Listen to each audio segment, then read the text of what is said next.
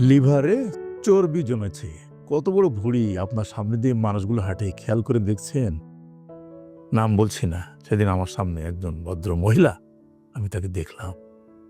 তার পেটটা এত বড় আকারের, মনে হচ্ছে না পুরা রানটাকে কভার করে ফেলেছে।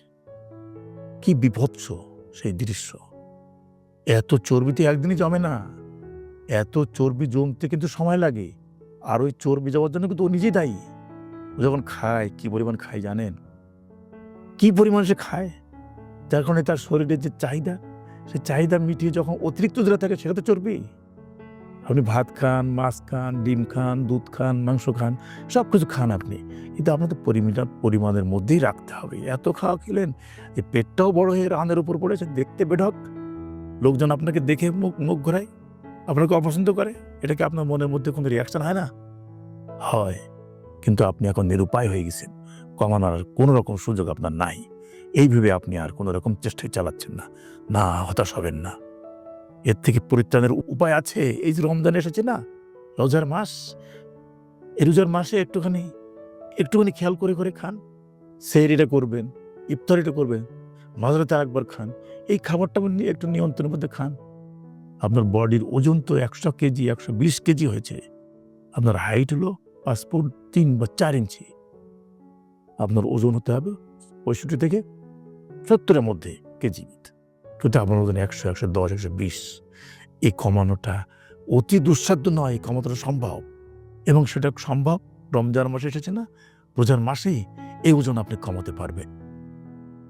ছোলা, বুট, পেঁয়াজু, বেগুনি, দই বড়া, জিলাপি, কত খাবার আপনার টেবিলের মধ্যে। না, আপনার জন্য খাবার একদম সীমিত, একদম পরিমিত। যতটুকু খেলে আপনার পেট ভরে যায়, আপনি বুঝতে পারবেন। আপনি আমি সবাই বুঝি কত খেলে পেট ভরে, ওইটাও খান।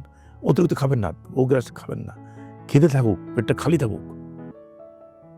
ইফতারিতে খান, মাঝরাতে খান, সেহরিতে খান, মাছ, মাংস, ডিম, দুধ কম কম করে খান। একেবারে খেতে না করি না। কারণ যদি সবচেয়ে ভালো হয় যদি আপনি ভাতটাকে নিয়ন্ত্রণ করতে পারেন, কার্বোহাইড্রেটটাকে নিয়ন্ত্রণ করতে পারেন, তাহলে কি হবে জানেন? আপনার ডায়াবেটিস কিন্তু ফ্যাটি লিভারের ডায়াবেটিস বেশি হয়। তাহলে আপনার ইনসুলিন প্রোডাকশনটা সীমিত পর্যায়ের, কার্বোহাইড্রেট যদি কম খান তাহলে ইনসুলিন প্রোডাকশনটা আপনার সীমিত পর্যায়ে তৈরি হবে প্যানক্রিয়াস থেকে। এটাই সাফিসিয়েন্ট আপনার গ্লুকোজ কন্ট্রোল রাখার জন্য। আর যদি রোলে ভাত না খান তাও ভালো, কারণ আপনার রক্তে যে চর্বিগুলো আছে ওগুলো পড়তে আপনার শরীরে এনার্জি দেবে। আর ওগুলো পড়লেই আপনার শরীরের ওজন কমতে থাকবে।